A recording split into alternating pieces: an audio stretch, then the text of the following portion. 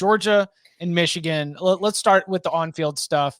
Remember, Tom, when we talked about Michigan and Iowa, where we said there are two teams that generally want to do the same thing. Michigan's just better at it and with better players. Mm-hmm.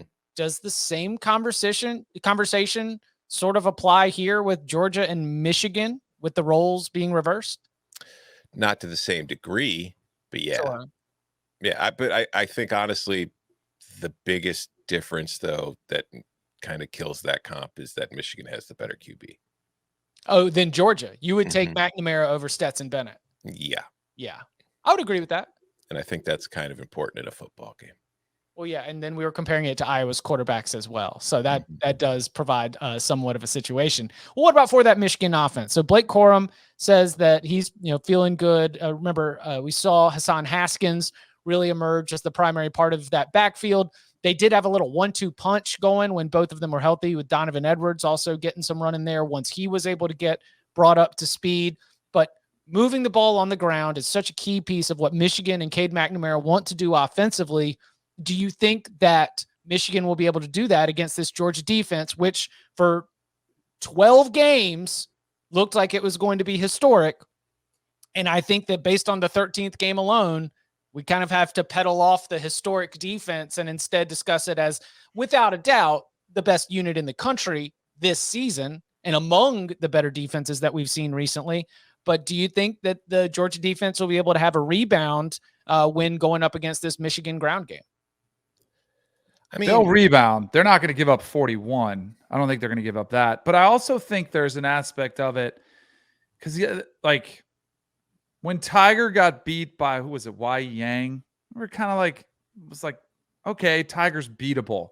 I do think some of the lore around Georgia's defense has gone away somewhat. So Michigan comes in watching what they did. And then if you go back, like, I do think a lot of teams had opportunities to either keep the game close in the second half, but poor quarterback decisions killed them. I go back to the Auburn game, the Florida game. Same reason why I even gave Alabama a chance in the SEC championship game was there were some bad mistakes from the quarterbacks.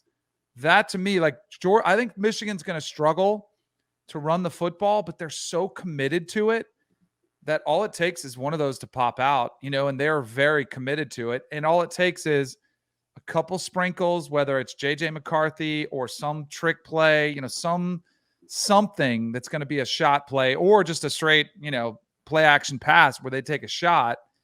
They've got to at least showcase the ability to keep them honest, which I do think they will.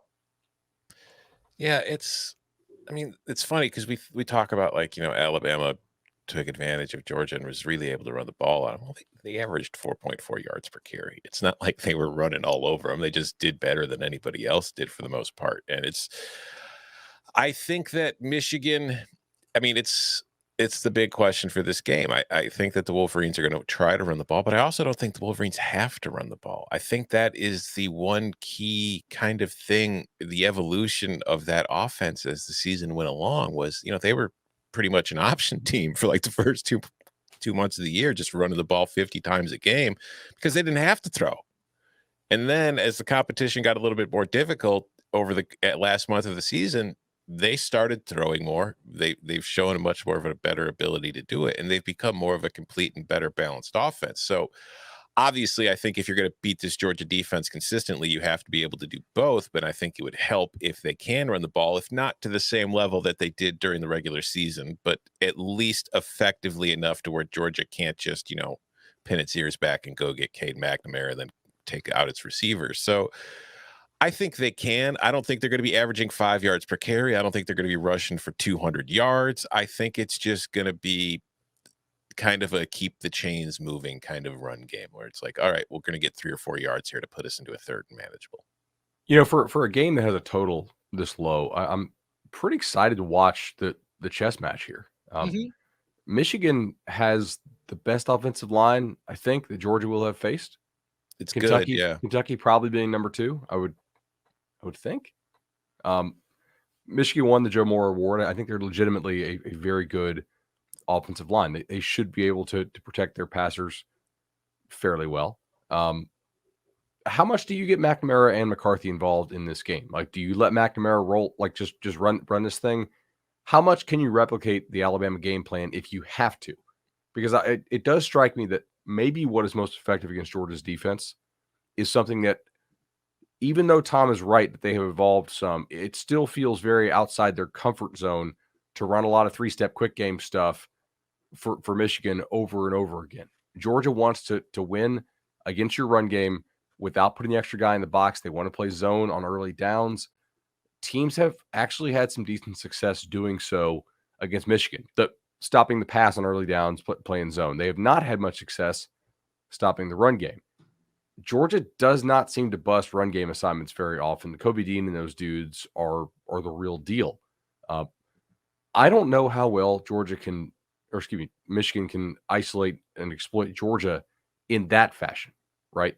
Can they go and say, hey, we're not going to try to pound our head into the wall 40 times. We think Georgia's probably going to stuff our run game up front. Can we drop back and sling it 45 times and be good enough doing so? I don't know. I think that you will see McCarthy a little bit, because I think to what you're saying is Georgia doesn't like to bring the extra guy down in the box. By putting in McCarthy, you give more of an RPO kind of spread, like a read option kind of element to your offense that Michigan has. And I think that they will probably want to use that because of the way Georgia's going to try to defend the run, to give them another guy they have to worry about, because Cade McNamara is not a running, he's not a statue, but he's not a guy you're looking to run intentionally. He's a guy that can pick up yards if they're there and there's nothing else there. But so I do expect to see some McCarthy. How much we see, I don't know. But I think if you're Michigan, you have to put him out there just to keep that Georgia defense honest. By the way, if you're thinking about picking an upset here, can you name me all the teams that have pulled an upset in the playoff era? So there's been 24 games. We've had 7 upsets. I think Ohio State in the first one, and that's about it. Ohio State and Clemson have combined for all 7 upsets. Yeah. Nobody else has ever won a playoff game as an underdog. And that would be the 18 national title? Wait, are you just saying the semifinals? So Clemson has 4 playoff wins as an underdog, and Ohio State has 3. Mm-hmm. Nobody else has ever won a playoff game when they were the Vegas dog. Gotcha. You were not talking about individual instances as only being 2. You were just saying like programs. 2 programs. Yeah. It's and with the 4-1 of Ohio State versus Alabama being the closest thing that we've got to UMBC in the college football playoff era, and it was Ohio State. The Ohio State team that shouldn't even have been there, Chip. Yeah, they weren't good enough to be able to go out there and they beat lost Alabama. to Virginia Tech 3.5 months ago. Come on. I like the idea of upset from the standpoint of this being just like a Jim Harbaugh Michigan year, and just I don't know, the way that this season has broken, and the way that all of those perceived hurdles that have kept Jim Harbaugh from being the Michigan coach that so many expected when he was hired, not being able to win in Madison against Wisconsin, that happened. Having struggles in Happy Valley against Penn State, you go get that win. And then ultimately the biggest one of them all, finally taking down Ohio State, following that up with the dominant Big Ten championship win. I could see that. I could see that following up. I mean, and just to go total, just narrative, fun, college football, talking about stuff that doesn't even matter and isn't even on a spreadsheet. Kirby Smart had an opportunity to have his own Jim Harbaugh moment down in Atlanta to finally get that win that's just been nagging at you and just kind of been nipping at you. And they just came a little bit short. And so I think that if you're just going to go on like fun college football, trying to pick an upset, I think that taking Michigan here from the, outside mojo kind of angle, I don't think that it's a bad play. I would just go money line for value. Don't mess with that 7.5. Just go ahead and just go all in on it. I also think it's interesting from the perspective of how we've talked about this game so far. It's been Georgia's defense versus Michigan's offense. I think the other aspect might be pretty huge. Might be the one that determines this game. I mean, that's where I think.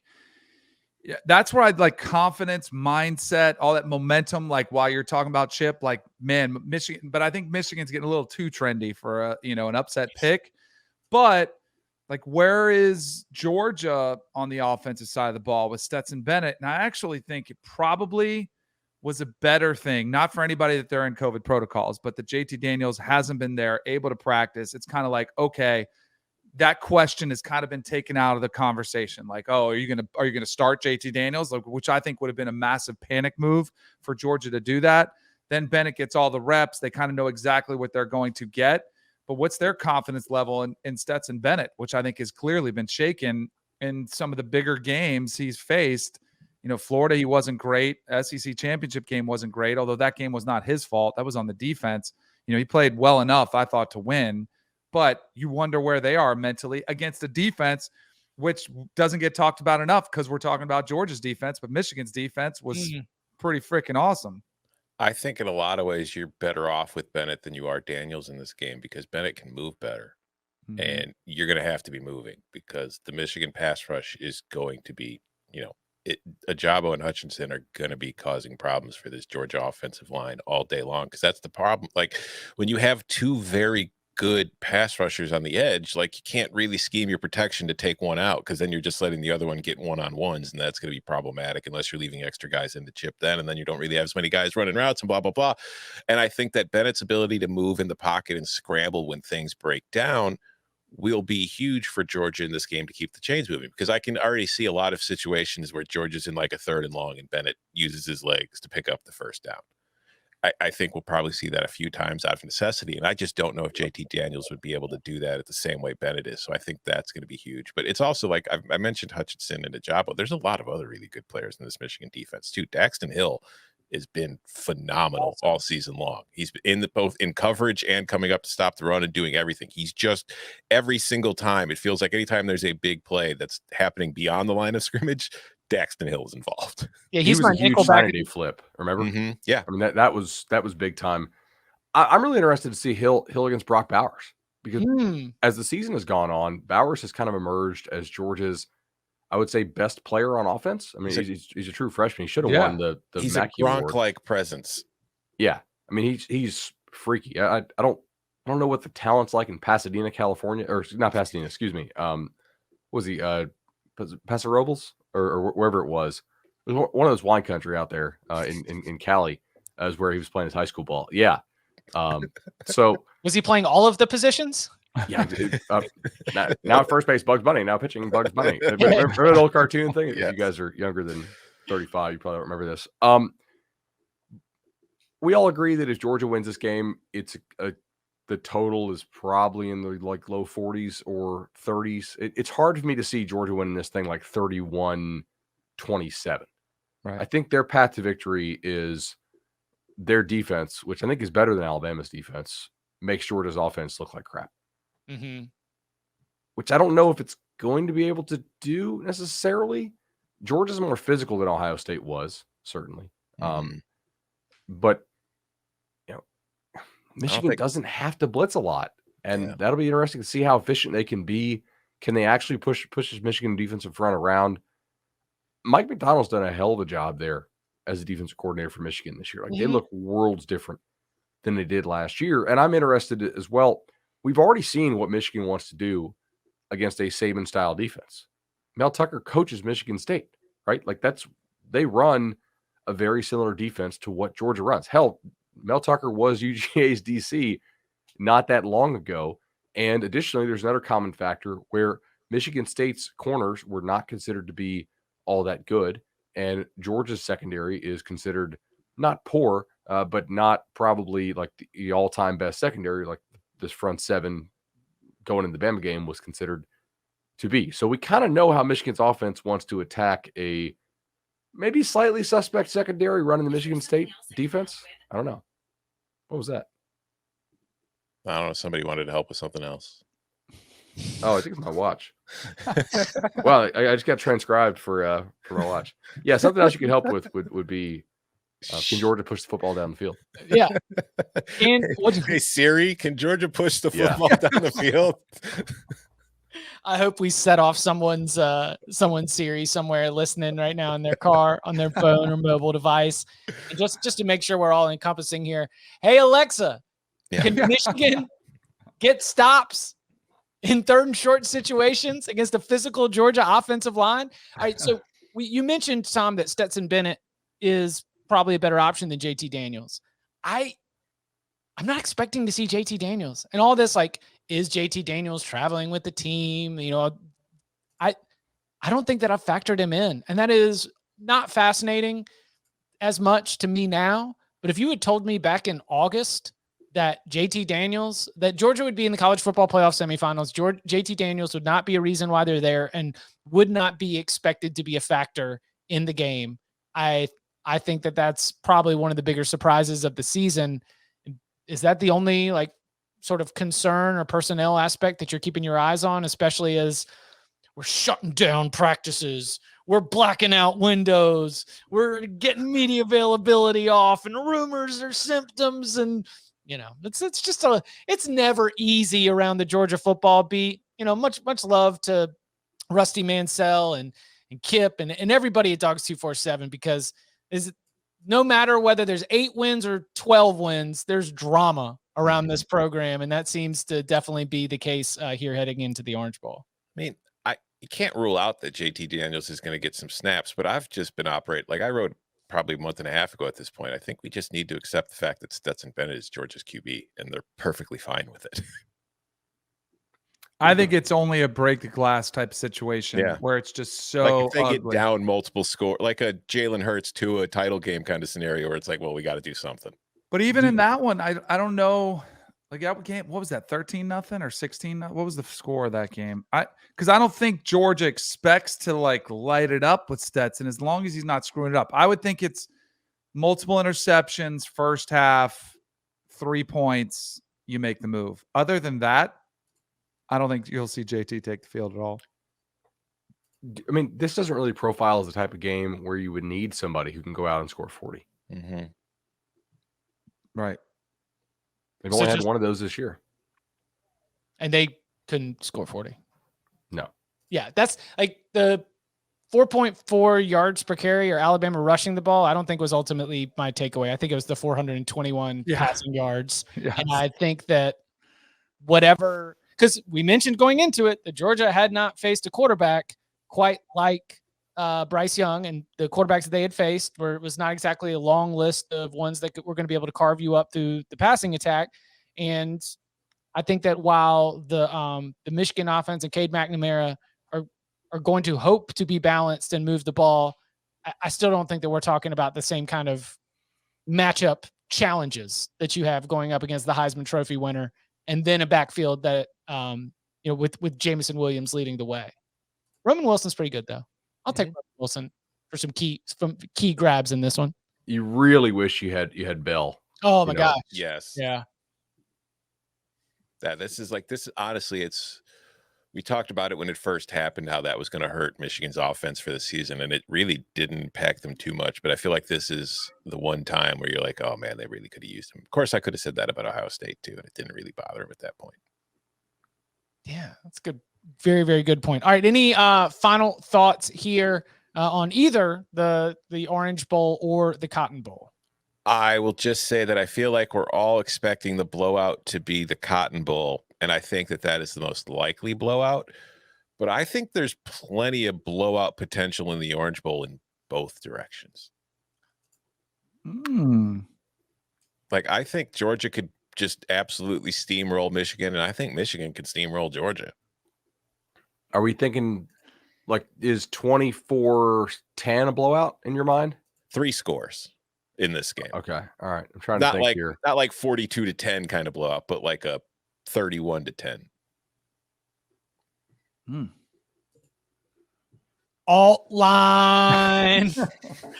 Let's get some alt lines.